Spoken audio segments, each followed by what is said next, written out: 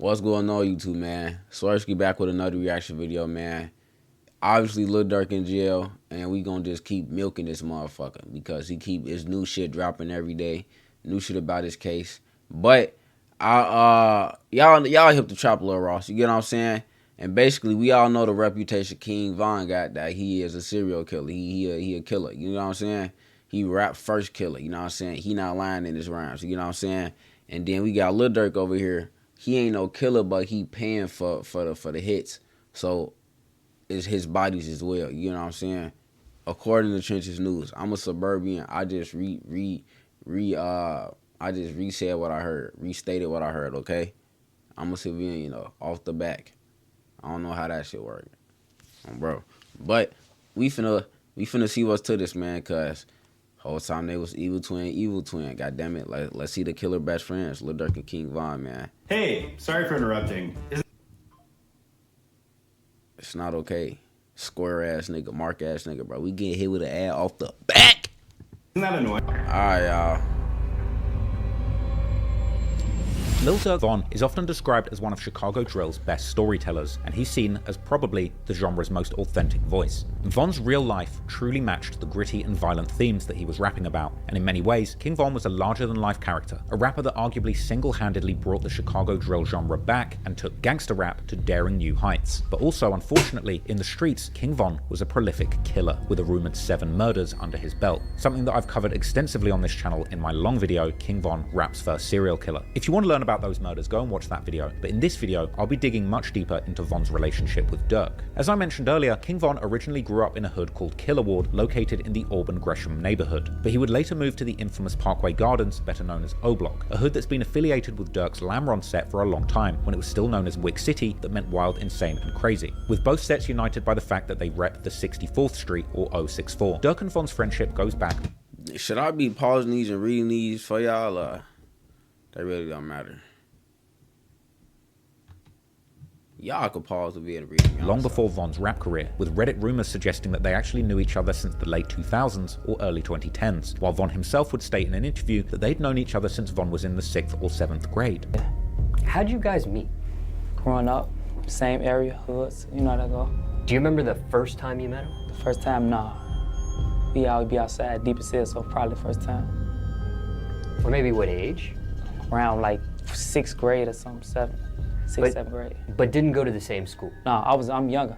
What we do know for sure is that Durk was known to hang out with members of O Block during the early 2010s, as can be seen from Chief Keef's August 2011 music video for the song Bang, where Durk can be seen with his Lamron partner, Lil Reese, supporting Sosa on his budding rap career. One story that underscores the bond between King Von and Lil Durk is from 2014, when Lil Durk supposedly lent King Von his watch to take to the prom of his then girlfriend at the time, a girl called Mena Red, who's actually the sister of Von's old friend, the rapper Tay 600, nowadays better known as Tay Capone. In an interview with Karen Civil, Durk would recall the story, explaining how Von would get locked up the very next day. You know, we've been like locked in, like since we was younger. My brother Vernie put us into him, and we just started like locking in real heavy. And then, well, I think we was going on prom. I had gave him my watch to go on prom. He go on prom, he locked up the next day with it. So when he came out, it was like, oh yeah, we locked in.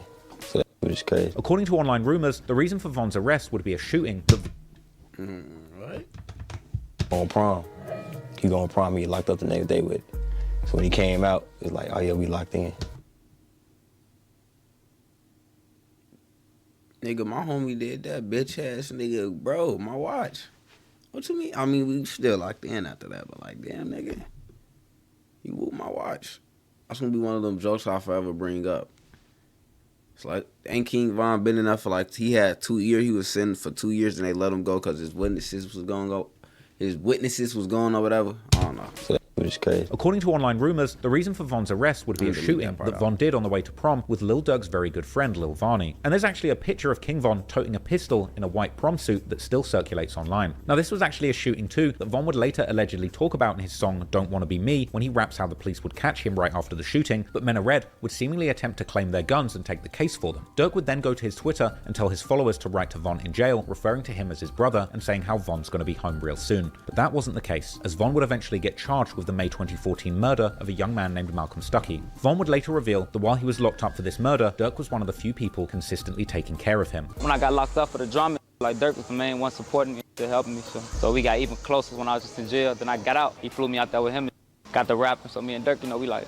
Von would eventually beat his charges and get released in December 2017, and Dirk would almost immediately take him under his wing and out of the reckless street life that nearly destroyed his life. And soon after, King Von would sign to Lil Durk's OTF collective, and inspired by Dirk's success, he too would turn to rap as a means of changing his life. Before they finish, I'm saying these two artists from Chicago who signed the OTF. So, okay, so that's Book right Book there. 600 and King Von. So and they signed to you. Yeah, actually they got their own face and name, so they don't need me. Oh, they don't need you. Nah, They don't need you. So Yeah, we off on that. Dirk would waste no time helping Von make his mark on the rap game, bringing him to the popular radio show The Breakfast Club shortly after Von had begun dropping his first songs, with Dirk describing him as somebody with a gripping story to tell, perhaps smoothly hinting to his secret past as a 7-time killer in his neighborhood. King Von, V-O-N, King Von, K-I-N-G. Maybe you want to sign King Von?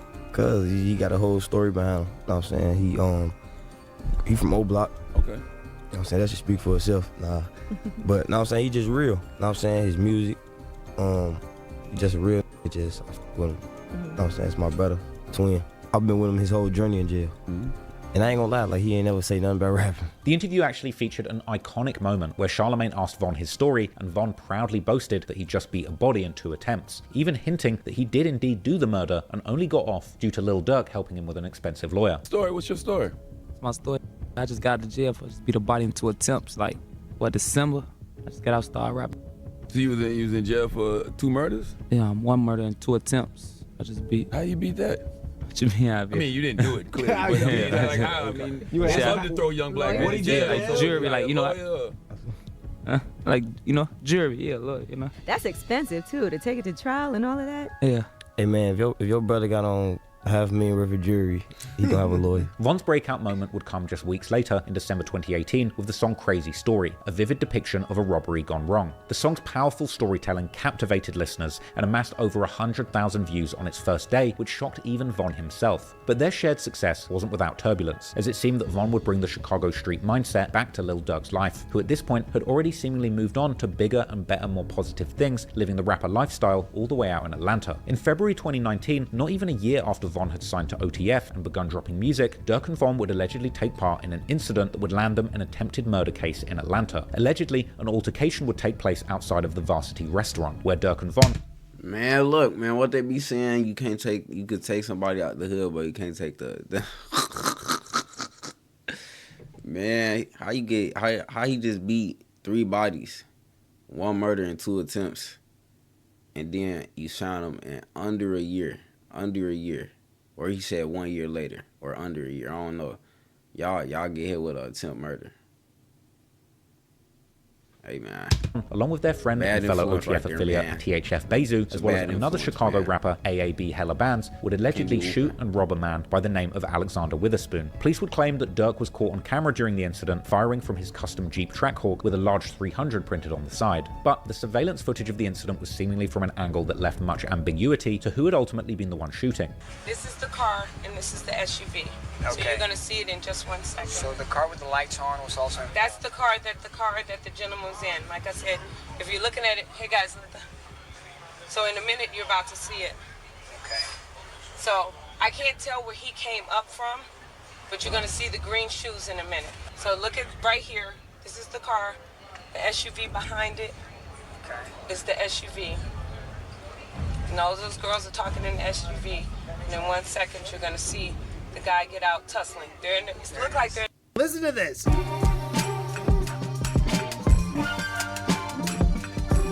Bro, he made me pause my video to listen to that garbage. But you really can't tell what's going on. But if you see inside of that car, you see all that tussling. Right. So this is the guy.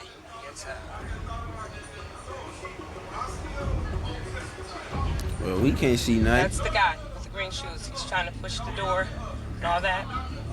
So I don't know if he has a firearm too, but I know he falls a couple of times. Okay, there he is. That's him.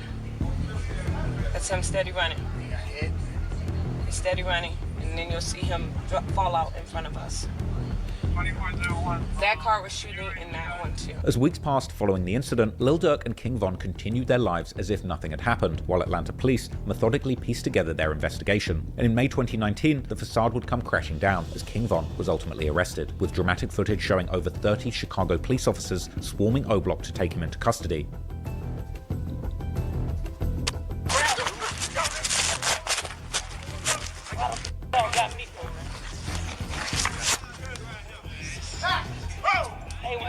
Stay on the ground. Stay on the ground. Gang, what the Just don't resist. Don't resist. Gang, why y'all grab me? What the y'all? Other footage would show King Von in the precinct after his arrest. Shortly after, Durk voiced his support on Twitter, simply writing, "Free Von." But then another tragedy would strike just a week later, when AAB Hella my little Band's brother's real name, birthday. writing, I'm my little brother's birthday that day. Or y'all can't see it because it's the sub day. Oh, wait, I'm tweaking. I'm looking at the comments. Yeah, it's my little brother's birthday. Free Von. But then another tragedy would strike just a week later, when AAB Hella Band's real name, Amir Golston, was gunned down outside of a Miami nightclub in the early hours of the morning. AAB Hella Band's, who's from the so-called Wild 100s in the far south side of Chicago, had allegedly killed another rapper in 2015 who went by the name of Chris Smokes and belonged to a set called LSG 109th, also known as Kush Cowboys or T3 Gang. The LSGs, or Lynchman Sircon Gangsters, have a long history, allegedly going back all the way to the original Supreme Gangsters that preceded the Gangster Disciples, as well as the Black Gangster Disciple Nation alliance between the GDs and BDs that was formed between Larry Hoover and David Barksdale. Allegedly, 4 years after Hella Bands had killed Chris, a member of the LSG by the name of Austin Hall would fly to Miami to kill Hella Bands as revenge for his fallen friend, catching him in front of a busy nightclub, with the assassination being caught on video surveillance. And Miami Beach police are releasing some surveillance video they say captures the shooter as he tries to run away. Newly released video obtained from the Miami Beach Police Department shows people running for their lives on South Beach. Moments later, this man is seen running diagonally across Washington Avenue. Miami Beach police now say they believe this is the man who opened fire, killing 24-year-old Amir Golston, better known as rapper AAB Hella Bands, and sending another man to the hospital. A Miami Beach spokesperson would later reveal that Hella Bands had been wanted in Atlanta for the attempted murder and robbery case involving Durk and Von. The victim in this case, it was wanted out of Atlanta PD. Actually, he had an active warrant for attempted murder, armed robbery. Meanwhile, according to the Chicago Police Department's website, 2 days after Hella Bands' death, THF Bezu would be arrested in Chicago as a fugitive from justice, allegedly tied to the same Atlanta shooting. However, despite Von and Durk's legal troubles, their music careers had flourished. Just weeks after Von's arrest for the shooting and robbery incident, the remix for his hit song Crazy Story featuring Lil Durk would drop, becoming a massive hit, even landing the track on the Billboard Global 200, being sat at a whopping 122 million views. 1 week after the release of this remix, Lil Durk took to Twitter to announce that he would be turning himself in for the same crimes the following day. But before doing so, he would actually sit down for a TV interview in his lawyer's office, where he claimed his innocence and vowed that he had moved past the street gang life of his youth. You're about to surrender as we speak. Yeah. How come? Because I have nothing to hide. Like, I have nothing to run from. A rapper's ride. Soon after we spoke, Dirk Banks, a.k.a. the performer Lil Durk, emerged from his lawyer's space and headed toward an SUV. Soon after that, he stepped out in front of the Fulton County Jail. One of his lawyers says he was swiftly taken into custody there, having swiftly flown back to Atlanta after he found out he was wanted. We found out we had a warrant. We was actually on tour. Once I heard, I immediately came back. He's willing to turn himself in and take care of what he needs to take care of. We immediately canceled the tour. He's got a multi-million-dollar salary music career going. Did you do it? Did you shoot this man? Did you commit the other crimes of which you're accused? No. Banks indicated his lawyer told him not to discuss the specific facts of the case, but he confirmed what his attorney Manny Aurora said, that as a youth, Banks was drawn into the gang life that surrounded him in Chicago, but that's not who he is today. I had a bad background, just growing up as a child. I apologize. Incarcerated for 25 years, 26 years.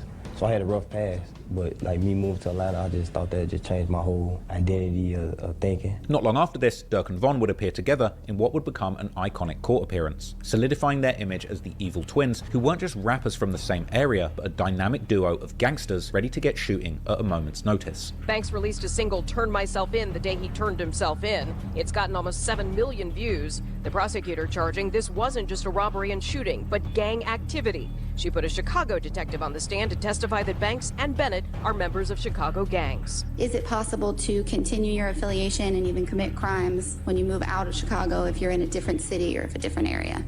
Yes, ma'am. Following some intense legal back and forths, which included testimonies from Lil Durk's pastor and record label, Durk would be granted a $250,000 bond in June 2019. Lil Durk's pastor and record label all testified on his behalf, and at the end of it, the judge determined that the rapper is not a flight risk and granted him a $250,000 bond. Celebrating his release, he would hop on Instagram Live, visibly relieved as he ran out of jail.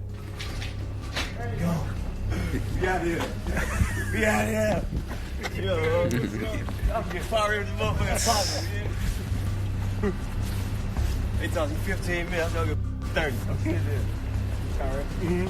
Oh, we were still waiting on the driver to come up. Just hop in, we waiting on the driver. Hey, tell me, hey, you can just stay right here. Another car's about to pull up.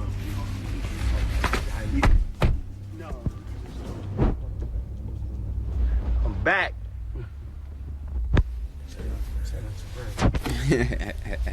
It's good seeing. I be watching them TikToks and shit of the videos of the people getting released, and then everybody be celebrating them. Man, I know it be different, man.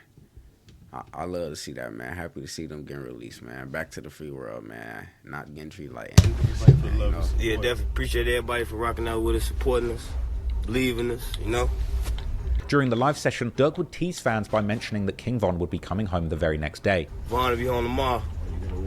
Shortly afterward, Durk would proceed to do an interview on his time in jail from his home. You know, you get in type of that, in a predicament like this, you would sit back and leave, bro, another ad. Damn, like, why I ain't never do this more? Why I ain't never do this with my kids more? Why I ain't do this with my pops more, or my mama? You know what I'm saying?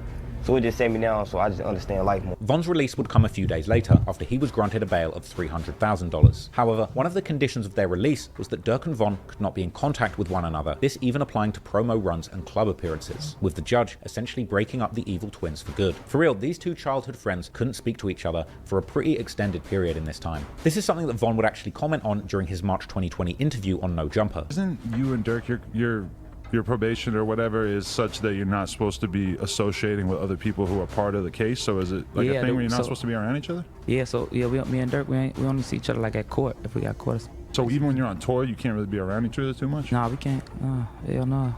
Damn, that's up. Yeah, ugly. Is that strange, like just to have the court basically just saying you can't be cool with one of your best friends? Yeah, because you know it's like, I started out with him. Like, he started up for me and everything. Like, how people get to notice me. He bringing me to his interviews and pulling up a chair right here and letting me sit right there. Right. Like, even though it's just like it's supposed to say if he came No Jump, he'd have a chair right here for me. You'd be like, what the f going on? Right. Nah, this is my artist. You see what I'm saying? But all that stuff is out for right now, which is unfortunate. That's what I'm saying. So they just say we caught the case and they removed me for everything. Like, in all my shows, I only was having shows because of Durk. Right. Like, he pulling me on his. You see what I'm saying? So I'm only going places with Durk. I'm only doing. So now it was time to. They put the case. You can't be around Durk no more. You can't move. So now I was only in the studio with Durk. I was on it. So now it's do everything on your own. You just gotta do it. So I just gotta. But while Durk and Von couldn't spend time together anymore, there was someone else who was seemingly occupying much of Von's time. As shortly after achieving rap stardom in 2018, King Von had begun dating the rapper Asian Doll. She's so ugly to me, bro. I ain't gonna even lie, bro. She's so ugly to me, man. Her body built weird, but we ain't body shaming. But all that makeup shit, man, I hate that shit. Why your eyebrows fake? Bitch, erase that shit. Man, I'm high fuck. I'm just trying fuck, bro. AKA Asian Debrat, or simply Asian. The two lovebirds had first crossed paths at a celebrity basketball game where Von had tagged along with Lil. I'll take that last bar out. I mean that. Durk. Eventually, Von convinced her to go on a date, borrowing Durk's Trackhawk in an attempt to impress her. This Trackhawk actually being the exact one that was allegedly later used in the attempted murder case in Atlanta. She sent the number in. I was saying she live in Atlanta. Now, when I go to the crib, now Durk out of town. He left his truck in my car. He got a Trackhawk. That was raw. So I got Durk's car today. So I go pick up. I tell her I'm gonna take her out. From here, the couple soon became inseparable, frequently being seen together online, and Von would officially announce their relationship during a joint interview with Lil Durk on Shade 4-5. King Von, I'm saying he in a relationship too. Shout out Agent Dad. Okay. Yeah, he go in, yeah. You heard it here, man. He looking at you like, come on, man. However, Von's legal problems didn't take a back seat. Even while out on bail stemming from the varsity incident, Von's fiery personality would lead to more issues. He would actually allegedly end up briefly in jail again after getting into a studio fight with somebody who'd apparently disrespected Asian Doll, calling her a... Tell him what happened to my hand, bro. Folks overbeat his...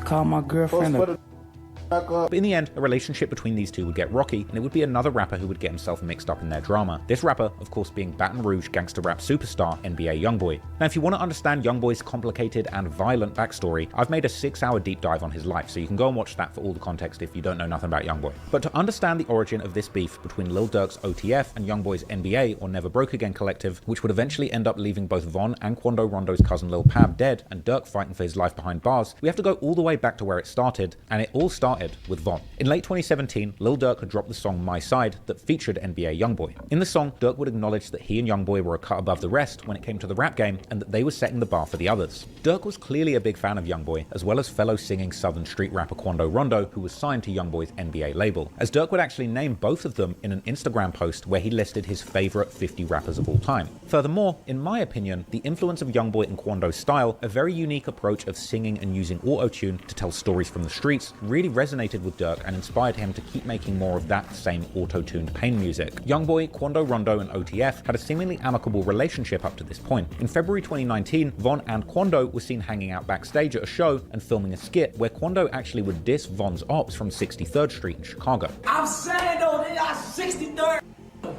dirty. I'm talking about hey, listen, bro, man, 64, y'all 63rd over there smoking crack. Things seemed really positive between these two groups, but that was all about to change when a year and a half later, in early 2019, Von would hop on IG Live to call out Youngboy, claiming that he had lies or cap in his raps. Youngboy talking about on this song, bro. What? So it all started from, bro, he died and then Durk threw his life away because he was trying to play bully. It do hit different. It do hit different. It do hit different. Oh, yeah? He ain't even like that. Oh! On this man. On this cap. You got cap in your raps. However, in August 2019, King Von would surprisingly tweet a welcome home message to Youngboy following his release from jail. So despite their growing tensions, there appeared to be a brief sense of camaraderie between these groups. Around the same time, Von would actually begin incorporating some of Youngboy's rhetoric into his own style, further blurring the lines between respect and rivalry. In October, DJ Academics would stir the pot by tweeting that NBA Youngboy was the realest street rapper to ever emerge since the original Chirac drill era, challenging fans to name another artist who really lived the life they rapped about. Without hesitation, Lil Durk would respond with a suggestion of his own, King Von. In February 2020, King Von suggested that he and NBA Youngboy had actually worked on music together, even calling on Youngboy publicly to release the track on Twitter. In a post that seemed to hint that Youngboy had been holding on to the song and blocking its release, in May, Durk would release his 5th studio album, Just Cause Y'all Waited Too, a sequel to a mixtape that he had dropped back in 2018. This album also containing the song Turn Myself In, which had been originally released in June 2019, just before Durk had been locked up for the alleged incident in Atlanta. The album would debut at number 5 and later became his first album to reach the top 2 on the Billboard 200. But as Durk celebrated his album rollout, King Von would be out. I was just reminiscing, like, when that album dropped, bro, I was in high school, man. I was just learning how to drive. I was dealing with a whoop. All right, you know, what a time to be alive, man. They had lion breath carts. Do your homework on the cart not being yellow, but it being clear. Oh, bro. Clear carts. The weed was hitting different. Instigating the beef and prodding Youngboy. And in August, he would tweet a cryptic message to his fans, claiming that they wouldn't believe the woman he had just made a hit song with. Later that same day, photos surfaced online of Von with Jania Michelle, the mother of NBA Youngboy's child, sparking a social media frenzy. Von escalated the drama by insinuating on Twitter that he had a sex tape with Jania and hinting that he could release something that could make someone stop claiming their kids. Jania quickly denied the rumors, attempting to shut down the speculation. However, leaked messages suggested that Von's actions were less about Jania and more about getting under Asian Doll's skin, revealing that his supposed collaboration with Jania was an effort to provoke Asian Doll, who he'd apparently split up with at this point. Asian would quickly dismiss Von's claims as lies, asserting that she had found direct messages between Von and Jania before they split up, just adding more fuel to the fire. Oh, nah, I've seen that in them DMs. I've been seeing it. She's lying. I've been seeing it. Been on dick. I've been seeing it. None of this not a surprise. This is just on the internet right now, you know what I'm saying? I've been new. The very next day, NBA Youngboy would respond with an Instagram post aimed squarely at Von, and in a shocking move, Youngboy captioned the post with a vow to make sure that his son sleeps with King Von's daughter, turning the trolling into a deeply personal and slightly weird attack. Amid the escalating tension, Dirk and Von's longtime friend, from back in the days when OTF was something more than just a rap collective, Lil Reese, would enter the beef too, tweeting a bold threat that he planned to beat up Quando Rondo, a close friend of Youngboy and an artist on his NBA label, to which Rondo would respond by saying that Reese and the Chicago rappers in general wouldn't do nothing. Man, this gang gonna do nothing to me. Now you pulling my kid. At this point, on the beef between Von and Youngboy had now broadened to include numerous people from both sides, and in September 2020, King Von would tweet what appeared to be a direct threat towards Quando Rondo and NBA Youngboy, saying that he hoped God had space for both of them. The following day, Quando Rondo's right-hand man, Lil Tim, would fire back on Twitter, warning Von and the other Chicago rappers to think twice before messing with Quando. But Von, unfazed, would respond the day after, saying that he'd been fighting his whole life and he could punch hard as hell. Around this time, Von would also begin publicly claiming that he was single and too focused on his career to be in a relationship. However, he would still be spotted at a club with Youngboy's baby mama, Jania Michelle. So just like 2 days ago, Jania was spotted in the club with King Von's sister, and King Von was also there as well. You couldn't see them together, but you know they was together. Man, it's all over. It's dumb. It's over. Bro trying to play bully and then mess with being a homewrecker. But I don't think they was dating at the same time, but he know what he doing. He doing all this for what, though? You know what I'm saying? Like, come on, man. Together. If you know, you know. 2020 was truly King Von's year. He Folks dropped was two playing, successful folks was mixtapes playing bully, back-to-back, man. Grandson Volume 1 and LeVon James, and he was priming himself for a blockbuster debut with the much-anticipated project Welcome to O-Block coming. But also, by October, Von had shifted his focus to promoting his new song, Mine Too, a track that was subtly dissing NBA Youngboy as he would rap about how somebody's girl was Von's too, whilst also mentioning having beef in the NOLA, or New Orleans and Louisiana, the latter being Youngboy's home state. Also in October, Von would tweet that once a girl lets another man in, he would no longer want her, leading fans to speculate that he was referencing Asian Doll, possibly moving on, and rumors would then begin swirling that Von's ex-Asian Doll had actually met up with Youngboy, a claim that emerged after DMs from people in Youngboy's camp leaked. Meanwhile, Dirk was going on the musical run of a lifetime. His momentum as a rapper was truly back, partly off the back of the street credibility that he'd received from his collaboration with Von, landing a blockbuster collaboration with rap's biggest star Drake in the form of the song Laugh Now, Cry Later, dropping in August, a track that swiftly went to number 2 on the Billboard charts. And Dirk was gearing up to drop his 6th studio album, The Voice, releasing its title track in September 2020, while NBA Youngboy, on the other hand, was on a generational run in the rap game, releasing back-to-back #1 albums and flooding the market with music in a way that proved that you could provide quality and quantity at the very pinnacle of the rap game. He was also catching cases left, right. Damn, whenever I see them on covers, bro, I just think about like back when I was in high school, bro. I remember I used to have my Beats. I had the Lions breath. Back when I was sneaking and smoking, man. You know, what a time, man. What a time. And he was certainly one of the realest, if you will, gangster rappers to have ever done it, especially at that level at this point. But Youngboy was also still being petty and entertaining the beef. He would actually release a snippet in early November of a song that he had apparently recorded with Asian Doll with the threatening title, Meet the Reaper, clearly taking a deadly hint towards this beef with Von. A dig which Von would respond to by tweeting that the song was trash and claiming that his and Jania's collaboration was much better. He would then even hint at having compromising pictures of Jania, but then later backtracked, saying that he was only joking and that if Asian Doll was happy, then he's happy too. But the song was still trash. In an interview with DJ Academics, Von would downplay the feud with Youngboy, saying that the internet was blowing it out of proportion. People told me you and Youngboy was beefing or something like that. You said something about what happened, Von? What's going on with you, man? They be saying that a lot. It's like we got the same interests and then you know how the internet will try to make it. Don't tell me y'all got problems over girls. No, it's that seemed like exactly what it is over a girl. They'll try to make it like that because it's the internet. You see what I'm saying? And then you know how females will try to make it like that because they females, and they'll try to make it like one motherfucker hard and try to. It be just all type, but it ain't nothing too serious, nothing that you should worry about. Tragically though, Von had no idea just how serious the situation was about to become, and only a few days later, events would escalate far beyond anyone's expectations. As has now been covered extensively in the media, on November the 6th, 2020, King Von would tragically lose his life in a shooting outside of the Monaco Hookah Lounge in Atlanta. The incident, which was captured on security cameras, seemingly began from Von initiating a fight with Quando Rondo. This unprovoked sucker punch would immediately descend into a full-blown jumping, and chaos would break out between Von and Quando's entourages, during which time Quando's right-hand man Lil him, would quickly exit a car that he was sitting in before calmly going around it and shooting at King Von, who was hit numerous times and would later pass away in the hospital. Adding an eerie layer to this tragedy, Lil Durk would be on Instagram Live when the news of Von's shooting broke, with fans flooding the comments letting Durk know what had happened, and after seemingly reading these messages, Durk would abruptly end the live.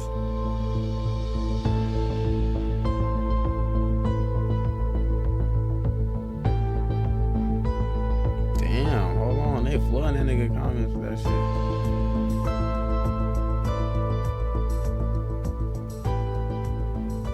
The hours that followed saw a media frenzy as tributes and reactions poured in. I saw some of these clips, but I didn't see the live part. They flooding his comments with the damn. Instagram to mourn his close friend, sharing a heartfelt post where he simply told Von he loved him. But while Durk was grieving, unfortunately, the internet wouldn't be kind to him, as in the midst of Durk mourning the loss of his friend, who was known as one of Chicago's most feared gangsters, who never let a violation go unchecked, online, the phrase "slide for Von" would become synonymous with Lil Durk amongst fans of drill music, popularized by none other than rainbow-head rapping snitch 6ix9ine. The trolling and troll-looking rapper commented on Lil Durk's tribute post for Von how Durk had first lost Newski and now Von, and that he was still just another ad. Go and pick up a gun instead. 6ix9ine would continue his provocations during an appearance on DJ Academics' Off the Record podcast, accusing Durk of knowing who killed Von and doing nothing about it.